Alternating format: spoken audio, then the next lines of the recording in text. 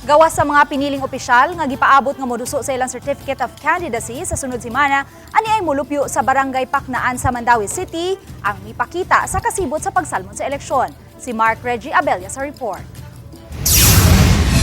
Pasado alas 9 ganihang buntag, gamingaw ang Mandaue City Sports Complex din dawaton ng Certificate of Candidate sa magpapili sa eleksyon sunod tuig. Adunay hinoy mga botante nga nangayog kopya sa ilang voter registration record. Sa kawala pay kasikas sa mga magpapili, si Josel Pahera Baluyot, 51 anyos, kanhi overseas Filipino worker, taga Barangay Paknaan, gustong magpapili pagkakonsihal sa Dakbayan. Nangayo siya og porma aron iyang gamiton sa pagduso sa iyang kandidatura karong Oktubre 7. Ako wala ko iuspon. Ato maging palinduton. Mana siya ang plataforma.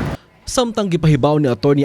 Fleur Gujilde, election officer sa Mandaue City COMELEC karong adlaw, Oktubre 1, Oktubre 5, Oktubre 8, himuong pagdawat sa CoC sa Mandaue City Sports Complex. Apan sa mga adlaw sa Oktubre 2, 4, 6 o Oktubre 7, ipahigay ng filing sa CoC sa ilang buhatan.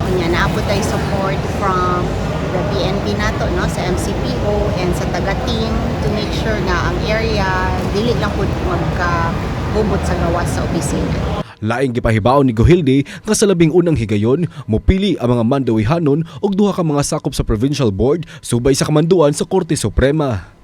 Tungod niini, dili na mobutar ang taga Mandaue sa duha ka mga board members sa 6th district. Supreme Court na ang isa ka legislative district entitled po siya sa iyahang own representation sa sangguniang panlalawigan. So, unique ni ang Mandauе no, na atay duha na ka provincial board members, separate siya sa provincial board members sa 6th district. Kauban si Clans Gabutin, Mark Reggie Abella. Balitang Bisdak.